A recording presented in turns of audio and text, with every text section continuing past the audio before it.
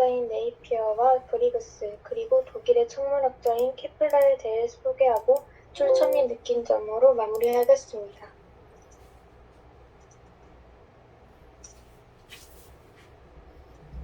로그는 17세기 초 수학자 네이피어에 의해 고안되었습니다. 수십 년간 다양한 수학 분야에서 단순한 계열화를 꾀하였던 그는 계산의 단편화를 목적으로 로그를 발명하였고, 결국 이 발견은 수학사에 큰 영향을 미치는 위대한 업적이 되었습니다. 또한 네이피어는 상용 로그표를 만들고자 하였으나 완성 전에 사망하여 그의 동료 브리그스가 완성시켰습니다. 네이피어는 1614년에 경이로운 로그 법칙의 기술을 발간하였고, 복잡한 계산을 간단히 하기 위해 로그 계산법을 만들었습니다. 브리그스는 앞서 말한 대로 옆에 보이는 상용 로그표를 만들었습니다. 원래 로그는 거리 계산을 하기 위한 도구로 쓰여 계산을 쉽게 하기 위한 정도로 쓰였습니다. 천문학자였던 케플러는 천문학 같은 큰 거리 계산을 로그라는 기호를 이용해 사용하기도 했습니다. 로그의 발견에 의하여 큰 수의 계산을 쉽게 할 수 있고 매우 성행하고 있던 천문학에도 사용되어 케플러가 이것을 사용하기도 했습니다.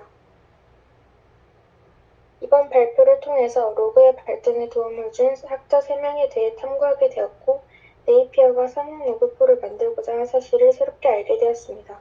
복잡한 계산을 할 때 로그를 이용하면 간편하게 그 결과를 얻을 수 있었는데, 로그의 발전을 위해 탐구한 3명의 수학자들이 대단하다고 느껴졌습니다. 감사합니다. 네, 잘 들었어요. 슬라이드도 잘 만들었네요. 자, 그 다음에 잘했어요. 채은이가 한번 준비해 볼게요.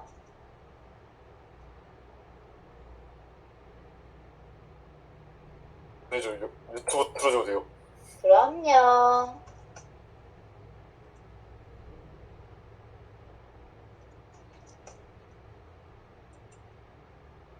천천히 해가요.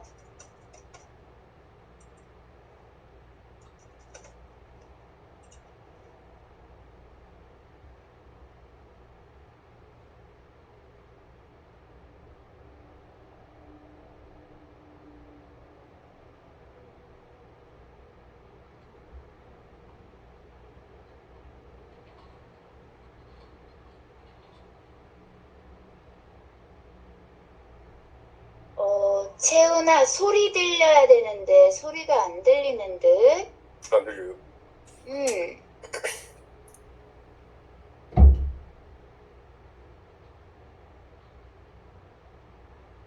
전체 화면 공유로 한 거야? 네. 그래. 소리 왜 안 들려? 다시 한번 시도해 볼까?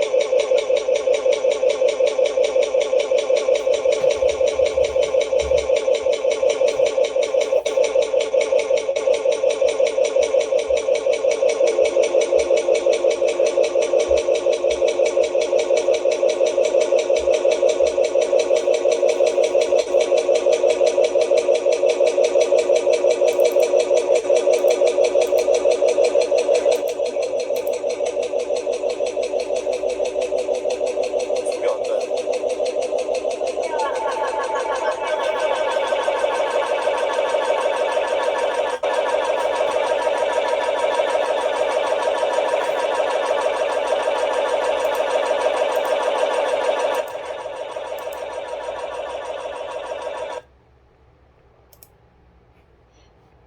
아유, 우리 세연이 고생하네.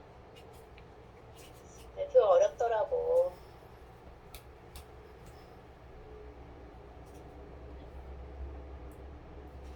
네, 소리 어떻게 하는지 모르겠어요. 현재 네가 2개로 접속했니? 매체 2개로? 저 하나로 해. 하나로 했어. 뭔데? 컴퓨터니? 네, 컴퓨터인데. 컴퓨터지. 저 핸드폰으로 한번 해볼까요? 핸드폰으로 2개의 하울링이 생기지 않게 하면 될지도 모르고, 선생님은 노트북으로 할 때 전체 화면으로 공유를 해야, 공유하는 걸 누르면 뭐 전체 화면도 있고 창도 있고 탭도 있는데 전체 화면으로 해야 소리가 똑같이 송출되더라고. 내가 들리는 거랑 똑같이. 채훈이는 전체 화면 했다는데 왜 그럴까? 그러면 채훈아, 경민이 먼저 시도하고 채훈이 그 다음번에 다시 한번 시도해볼까? 네. 그래. 그러면 경민아, 먼저 경민이가 한번 해볼 수 있겠니? 네. 사실 경험이 있으니까. 네.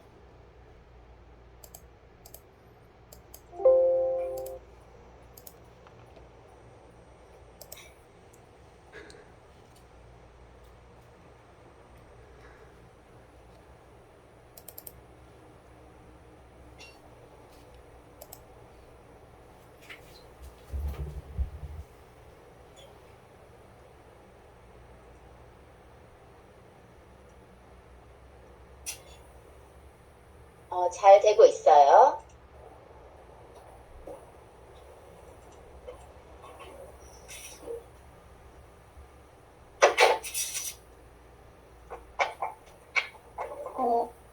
안녕하세요. 지금부터 방사성 동위원소의 반감기 그래프에 대해서 발표하도록 하겠습니다. 먼저 탐구 동기 및 목적을 밝히고 질서함수 그래프에 대해서 정리할 것이며 방사성 동위원소의 반감기 그래프에 대해서 자세히 설명할 것입니다.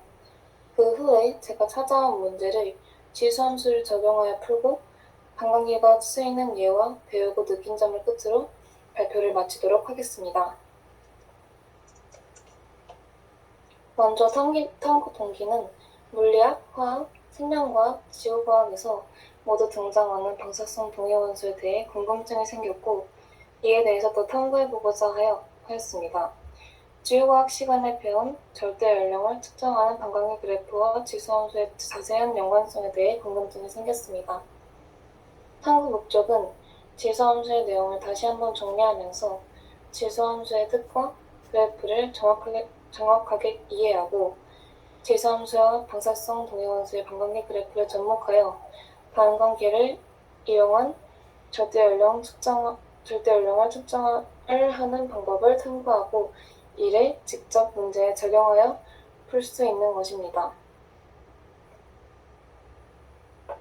지수함수는 a가 1이 아닌 양의 상수, x가 모든 실수값을 취하는 변수라 할 때 y는 a의 x제곱으로 주어진 함수를 가리키며 이를 a를 밑으로 하는 지수함수라고 합니다.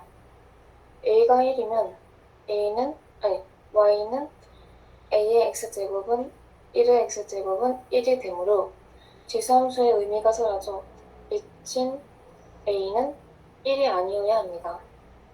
1을 기준으로 한 a의 범위에 따라 그래프의 개형이 화면에 보이는 것과 같이 달라집니다. 첫 번째로 a가 1보다 클 때 지수함수 y는 a의 x제곱은 증가함수가 됩니다. 즉 x의 값이 커질수록 y의 값도 커집니다. 반대로 x의 값이 작아질수록 y 값이 작아지고 그래프는 y는 0에 가까워지는 점근선을 이룹니다. 두 번째로 a는 양수이므로 1보다 작을 때 a의 범위는 a가 0보다 크고 1보다 작은 것이 됩니다. 이 경우 지수함수 y는 a의 x제곱은 감수함수가 됩니다. x의 값이 커질수록 y의 값은 작아지며 그래프는 y는 0에 가까워지는 점근선이 됩니다.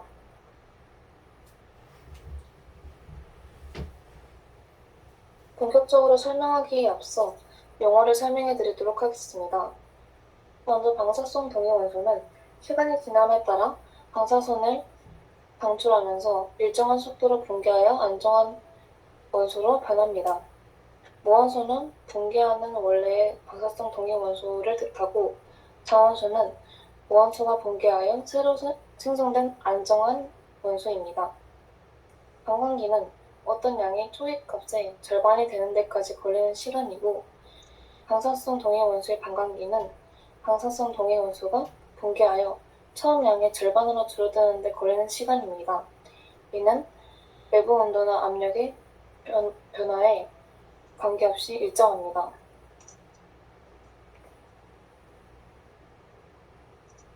방사성 동위원소의 반광기와 절대 연령은 암석 또는 광물 안에 포함된 무원소와 자원소의 양과 반광기를 이용하여 측정할 수 있습니다. 예를 들어 왼쪽에 그림을 함께 보시면 처음에 어떤 양이 1만큼 있었다고 하면 5억 년 만에 2분의 1이 되고 또 5억 년 뒤에 4분의 1이 되고 다시 5억 년 뒤에 8분의 1이 되는 관계가 있다고 하면 이것을 질소함수 그래프로 나타내면 왼쪽과 같이 나타낼 수 있습니다.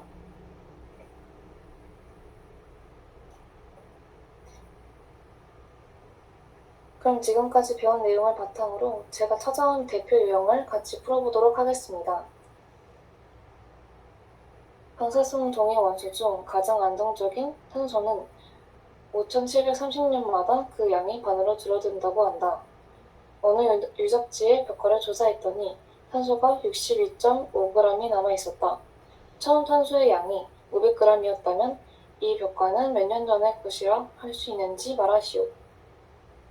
오른쪽에 제가 푼 풀이를 보시면 반광기 계산식을 사용한 것을 볼 수 있습니다. 반광기가 x번 지나면 500 곱하기 2분의 1의 x제곱이 남아있다고 볼 수 있습니다. 따라서 식을 정리하면 500 곱하기 2분의 1의 x제곱은 62.5가 됩니다. 이 식을 풀면 x는 3이 나와서 즉 반광기가 3번 지났다는 것을 알 수 있습니다. 따라서 답은 5730년 곱하기 3이므로 17,190년 전이라는 것을 알 수 있습니다. 반광기가 쓰이는 활용 예시를 몇 가지 소개하자면 먼저 방사선 붕괴에 가장 많이 쓰이는데요.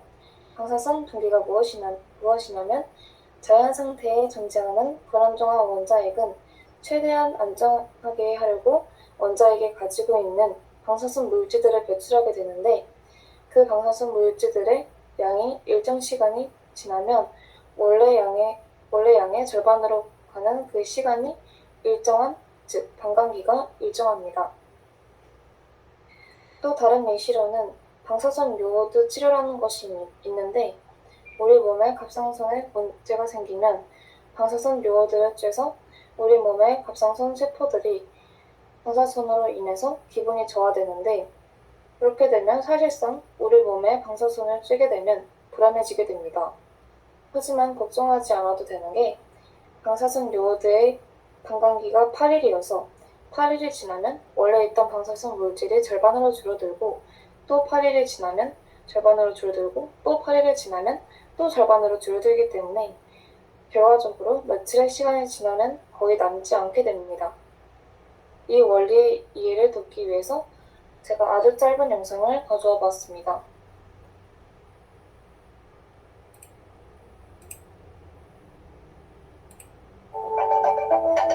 방사선 요오드 치료는 방사선 요오드 동위원소를 이용해 갑상선 기능을 파괴하는 방법으로 갑상선 호르몬을 만들어내는 요오드와 화학적 성질이 같은 방사선 요오드를 우리 몸에 직접 투여한다. 이체에 흡수된 방사선 요오드는 갑상선에 달라붙어 방사선을 내뿜어 갑상선을 파괴하는 것이다.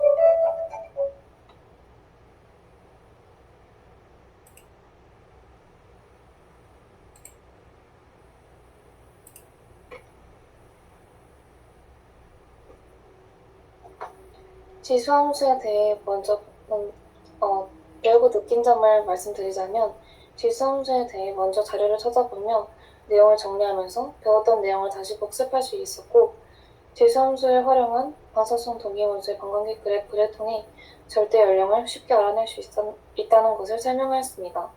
또한 앞서 설명한 내용을 바탕으로 제가 직접 찾은 지수함수와 방사성 동위원소를 접목시킨 문제를 읽고 절대 연령을 구하는 식을 참고하여 문제에서 원하는 답을 구할 수 있다는 것을 자세한 풀이를 통해 설명하였습니다.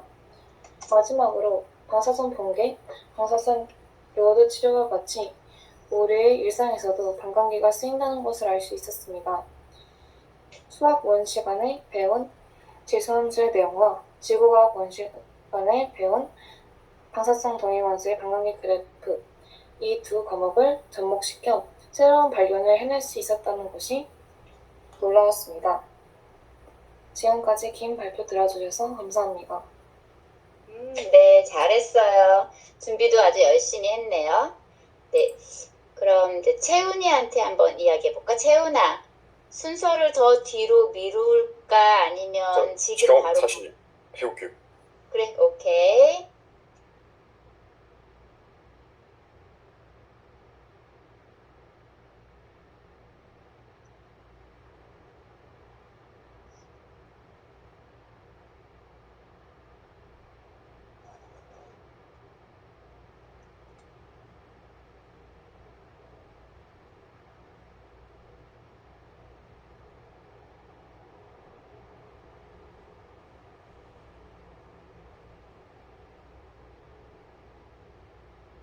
제발 소리 들려라. 야.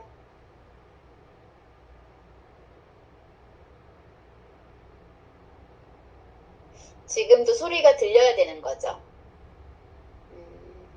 어떡하나. 소리가 계속 안 들려요. 네.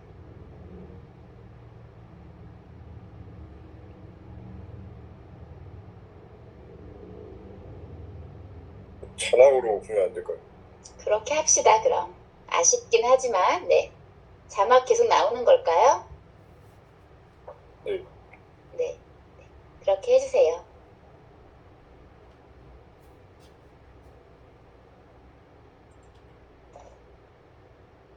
그냥 멘트를 채우니까 해도 좋을 것 같은데.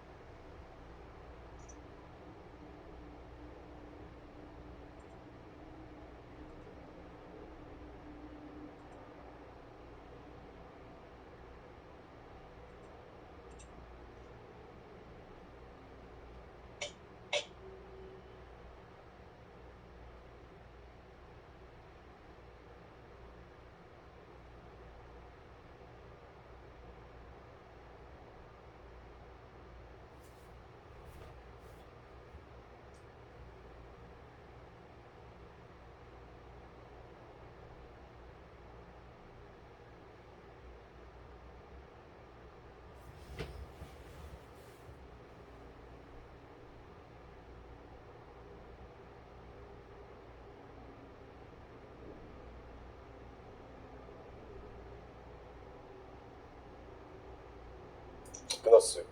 네. 채훈아, 오늘 네가 갖고 온 영상이 소리가 안 났으니까 뭐 한 건지 살짝 10초만 한번 소개해봐. 그 로그에 이바지한 학자 중에서 존 네이피어라는 사람을 소개하면서 이제 그러한 그 사람에 관련된 그 계산법을 이용해서 문제를 풀어. 오, 맞아요. 잘했어요. 마무리까지 잘했어요. 훌륭해요. 잘 봤어요, 선생님은. 자, 이제 도훈이 차례예요. 도훈이 준비해보세요.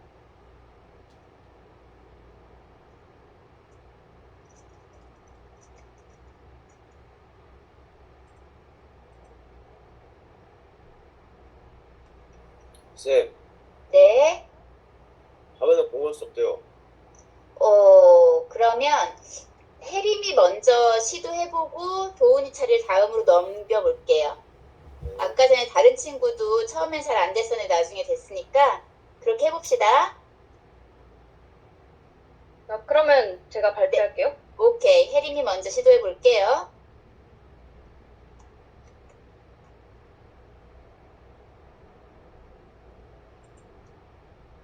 시간은 많이 남았으니까 괜찮아요. 이제 3명 발표할 건데 20분 남았어요.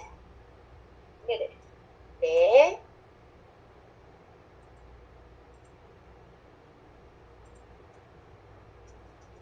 잘 보이나요? 네, 잘 보이고 다음 페이지 넘어가는지 한번 볼까요? 좋아요. 혜림이 준비 완료. 혜림이 큐. 상용 로그와 리히터 규모에 대해서 발표할 예입니다. 상용 로그란 밑을 10으로 하는 로그를 상용 로그라고 합니다. 보통 밑을 생략해요 로그 x로 나타납니다. 즉 로그 10x는 로그 x입니다. 고등학교 교과서의 뒷부분에 부록으로 상용 로그가 수록되어 있습니다. 상용 로그 표에는 9.00부터 9.99까지의 상용 로그 값이 계산되어 있습니다. 이를 이용하면 복잡한 수의 값의 계산을 간단히 할 수 있습니다. 표현의 편리함, 간략함을 위해 상용 로그로 리히터 규모로 구할 수 있습니다. 리히터 규모란 1935년 미국의 지질학자 리히터가 제안한 기준으로 그의 이름을 따서 리히터 스케일이라고 부릅니다. 규모 1.0은 다이너마이트 60톤에 해당하며 규모가 1.0 증가할 때 무너지는 스페이스 규모는 각 지점에서 지진의 세기를 나타내기 때문에 똑같은 지진이라도 지역에 따라 다르게 나타납니다. 따라서 지진 자체의 크기를 정략적으로 나타내는 리히터 규모가 필요했습니다. 하나 역사를 알려드리자면 가장 큰 규모의 지진은 1960년대 지진으로 규모가 6.5로 기록되었습니다. 사망자는 약 5,700명이었으며 그때 발생한 쓰나미가 태평양을 건너 필리핀에까지 도달하였습니다. 표를 가져왔는데 최근 일어났던 사례와 함께 비교해보면 대만 화롄 남남 동북 6km 지역에서 2021년 7월 8일에 5.6 강도의 지진이 일어났습니다. 두 번째로 일본 홋카이도 삿포로 동북 동쪽에서 2021년 6월 20일에 5.4 강도의 지진이 일어났습니다. 세 번째로는 대만 화롄 남남 서쪽에서 2021년 6월 11일에 5 강도의 지진이 일어났습니다. 마지막으로 미국 알래스카 치카룬 북쪽에서 2021년 5월 31일에 6 강도의 지진이 일어났습니다. 상용 로그의 필요성은 정확한 표현을 위해서 매우 작은 흔들림의 강도를 1이라는 로그 기준을 잡았다 치고 단순 비례 흔들림 정도를 표현하려고 한다면 지진이 가장 심해서 대부분의 건물이 무너지는 정도를 표현할 때 2를 더하면 0은 수천만 개 이상을 표출할 것입니다. 그렇다고 해서 상당히 센 흔들림의 정도를 1 기준에 잡아도 해결이 안 되고 또 그보다 작은 흔들림을 표현하기 매우 어렵습니다. 그런데 상용 로그를 이용한 단위를 사용하면 숫자 표현이 편리하게 됩니다. 표현 방법은 지진파의 최대 진폭이 A 마이크로부터 A인 지진의 규모 M은 상용 로그를 이용해 M 로그 10A로 나타냅니다. 지진의 규모 M과 지진에 의해 발생하는 에너지 E 사이에는 로그 E 11.4 더하기 1.5M이라는 관계가 생략하게 됩니다. 최근의 지진으로 인한 사회 이슈에 대해서 발표하겠습니다. 또 6 강도에는 사람이 기어가지 않으면 움직일 수 없으며 고정되지 않은 사고들은 홋카이도 삿포로 인근 규모 4.7 지진이 발생하면서 피해 지역 거주 주민들은 지진 비상 대피품을 위해 새벽부터 긴 줄을 서고 있는 것으로 알려져 안타까움은 커지고 있습니다. KBS1 측에서는 하늘에서 강진 피해 지역을 살펴본 영상을 뉴스 보도로 전달하여 이목을 집중시켰습니다. 발표를 하면서 느낀 점은 자연재해로 피해를 본 사람이 최근에 이렇게 많았는지 몰랐고 실제 뉴스를 보니까 왠지 내 일이라고 느껴지기도 했습니다. 자연재해는 피할 수 없지만 자연재해의 피해는 최소화할 수 있으므로 지진으로 인한 피해 보상, 그거에 대한 사회복지가 뭐가 있을지도 궁금해졌습니다. 또 실제로 듣다가 지진 피해를 막는 사례도 찾고 싶어졌습니다. 이상으로 발표를 마치도록 하겠습니다. 감사합니다. 네, 잘 들었어요. 최근에 일어난 각국의 지진 사례를 가지고 와서 따끈따끈한 마음은 아프지만 이런 소식이었네요. 자, 나는 혜림이가 이야기하는 걸 항상 들을 때마다 뭐가 떠오르냐면 뭔가 제복을 입고 앞에서 브리핑하는 사람들의 모습하고 이렇게 오버랩이 되는 것 같아요. 우리 혜림이가 나중에 어떤 일을 하게 될지 모르는데 왠지 그 말하는 말투나 목소리, 뭐 발음 막 이런 거 생각하면 경찰이나 군인이나 뭐 이런 제복을 반듯하게 차려입고 어딘가의 대변인처럼 이렇게 마이크 앞에 서가지고 뭔가를 브리핑해주는 이런 모습이 자꾸 오버랩되는데 잘 어울릴 것 같아. 하여튼 발표 잘 들었어요. 네, 그러면 도훈이 조금 더 다음 타임으로 넘어가 볼까요? 지효 먼저 하고. 해볼게요. 그래요. 시도해봐요. 안 돼요. 지금도 안 돼요? 네. 어떻게 하죠? 그럼 우선 지효 먼저 시도해보자. 네. 네. 이거 먼저 해요.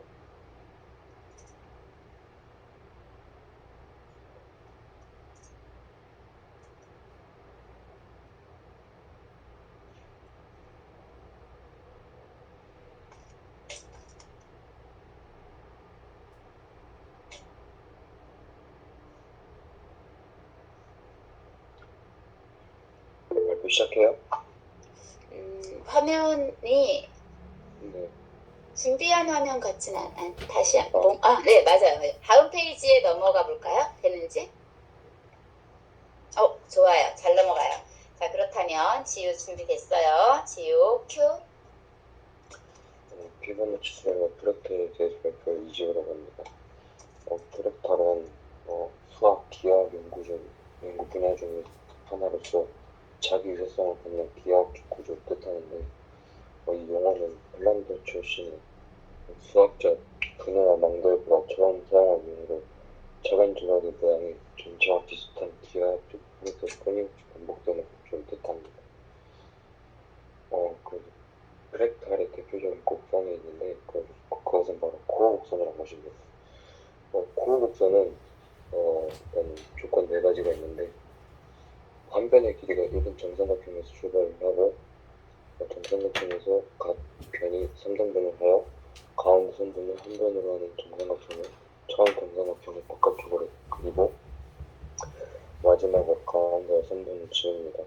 이 과정을 무한히 반복하면 눈콧성에 비슷한 그 모양이 나오는데 그래서 코어 곡선을 눈송이 곡선이라고도 부릅니다. 그리는 방법은 여기 보시면 첫 번째로 선분 하나를 그리고 선분을 3등분해서 가운데 있는 선분을 제거를 하고 가운데 선분에 있던 자리에 선분 두 개를 이어서 정삼각형을 만들어줍니다. 그래서 이 네 개의 변이 생기는데 이 생긴 네 개의 변에도 1번서부터 4번까지 방법을 반복하면은 이런 눈송이 같은 모양이 만들어지게 됩니다. 그래서 이거를 코어 곡선이라고 부릅니다.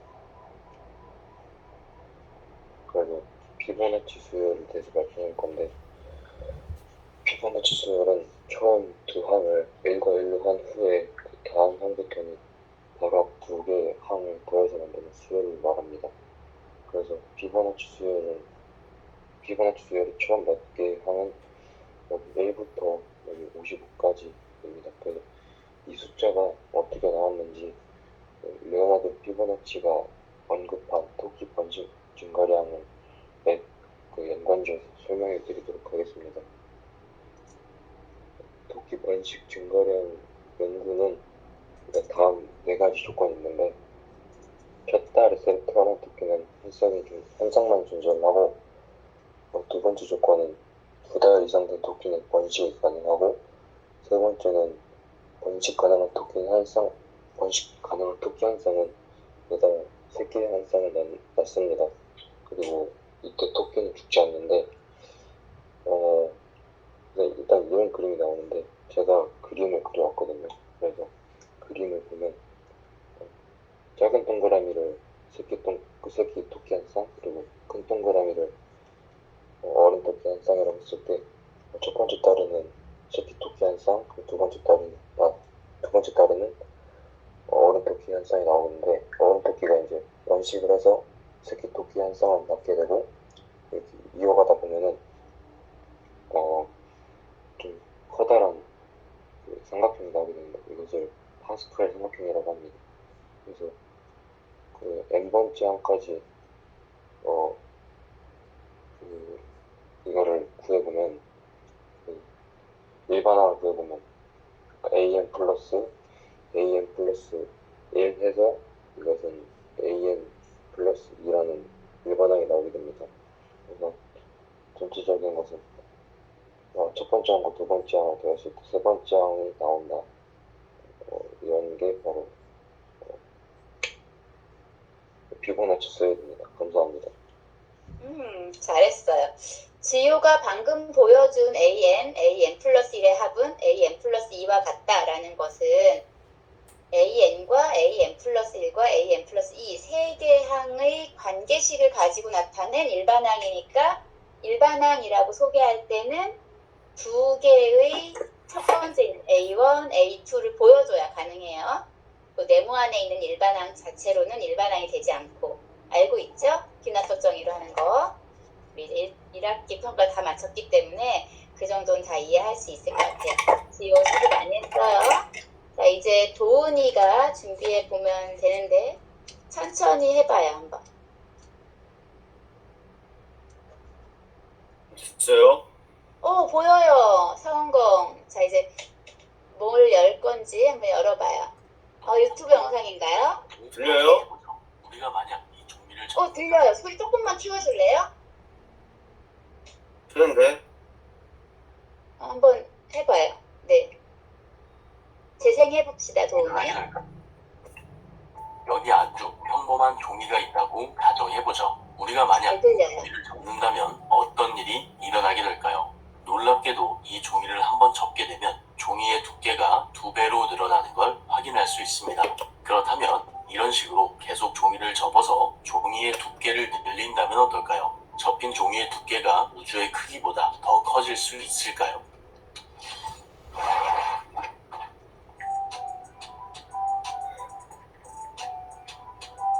여기 0.1mm의 두께를 가지는 종이가 있다고 가정해보죠. 우리가 이 종이를 접게 되면 이 종이의 두께는 0.2mm가 됩니다. 여기서 다시 종이를 접게 되면 종이의 두께는 0.4mm가 되죠. 종이를 한번 접을 때마다 종이의 두께가 2배로 늘어나고 있는 겁니다. 그리고 이런 식으로 계속해서 종이를 접게 되면 종이를 42번 접었을 때 종이의 두께는 439,850km로 달과 지구 사이의 거리를 가뿐히 넘게 되고요. 다시 종이를 51번 접게 되면 종이의 두께는 2억 2,517만 9,981km로 지구와 태양 사이의 거리도 가뿐히 넘어버립니다. 그럼 계속 접어보도록 하죠. 종이를 68번 접었을 경우 이 종이의 두께는 6.2 광년으로 지구와 가장 가까운 별인 알파 센타우리까지 가뿐히 넘기게 됩니다. 그리고 마지막으로 종이를 103번 접게 되면 종이의 두께는 1071억 9261만 9335 광년이 됩니다. 우리가 관측 가능한 우주의 크기인 960억 광년을 가뿐히 넘겨버리는 거죠. 그런데 정말 이런 일이 가능할까요? 결론부터 이야기하자면 불가능합니다. A4 용지를 예로 들어보죠. A4 용지를 실제로 접어보면 손으로는 7번밖에 접지를 못합니다. A4 용지를 7번 접게 되면 종이 128장과 같은 두께를 가지기 때문에 사람의 힘으로는 더 이상 종이를 접을 수 없게 되죠. 물론 여기서 콤비 롤러가 출동해 종이를 깔아뭉개게 되면 8번까지는 접을 수 있을 겁니다. 하지만 이 이상으로는 A4 용지를 접을 수 없죠. A4 용지를 접을 만한 힘이 부족하기 때문입니다. 또 A4 용지를 103번 접을 수 있다고 가정하더라도 103번이나 접은 A4 용지의 길이는 6.2에 10의 마이너스 27제곱밀리미터로 중성자보다 약 1000배나 작은 길이를 가지게 되죠. 따라서 종이를 103번 이상 접는 건 불가능한 일이라고 말할 수 있습니다. 하지만 여기서 끝내기에는 부족하죠. 우리가 종이를 103번 이상 접을 수 없었던 건 결국 종이의 크기가 작고 우리의 힘이 약하기 때문이라고 할 수 있는데요. 그렇다면 종이의 크기를 늘려보는 건 어떨까요? 그러니까 종이의 면적을 늘려서 이 손잡이 부분을 더 길게 빼주면 더 쉽게 종이를 접을 수 있지 않을까요? 물론 이론상으로 가능하긴 하지만 이 방법도 현실적으로는 불가능합니다.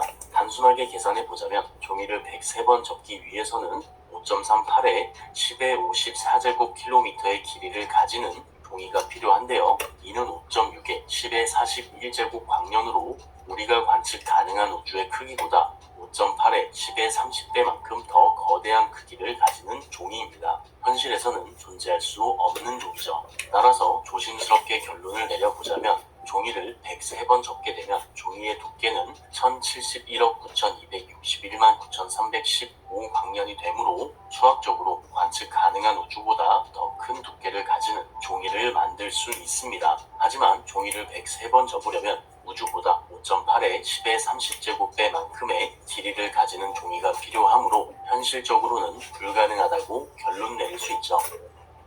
영상 봐주셔서 감사합니다. 구독과 좋아요. 끝났어요. 네, 잘했어요. 우리 도훈이도 마지막으로 딱 정리 한마디만 해봐요. 한 10초? 저 주제가 종이 접어서 태양까지인데 못 가요. 왜 못 가요? 그게 현실적으로 불가능해요. 맞아요. 딱 정리 잘해줬어요. 한마디로. 현실적으로는 이론과 현실 사이엔 갭이 있어요. 이런 얘기죠. 우리 친구들 이제 오늘 도우니까지 발표 많은 친구들이 해줘서 고맙고요. 우리 반은 24명, 실제 인원수로는 조금 더 적지만 24건의 발표가 있었어요. 1학기 동안 공부도 열심히 해주고 발표도 열심히 해주고 너무너무 고마웠고요. 선생님이 과제로 부여해놓은 활동보고서 다들 작성해서 제출 버튼 눌러주시고 선생님은 여러분이 제출한 거 보면서 여러분 교과 세특에다가 열심히 적어주는 여름방학을 보낼게요. 자, 건강하게 여름방학 잘 보내고 아주 짧지만 짧으니까 더 보람있는 방학으로 잘 보내고 건강한 모습으로 우리 2학기 때 만납시다. 다들 애썼어요. 안녕. 안녕히 계세요. 네. 안녕히 계세요. 네. 안녕히 계세요. 네, 그래요. 잘 가요.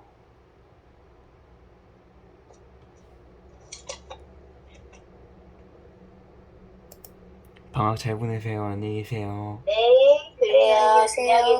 안녕히 계세요. 네, 잘 네. 가요. 네. 다들 잘 가요. 윤민이도 잘 가요. 윤지도 잘 가고.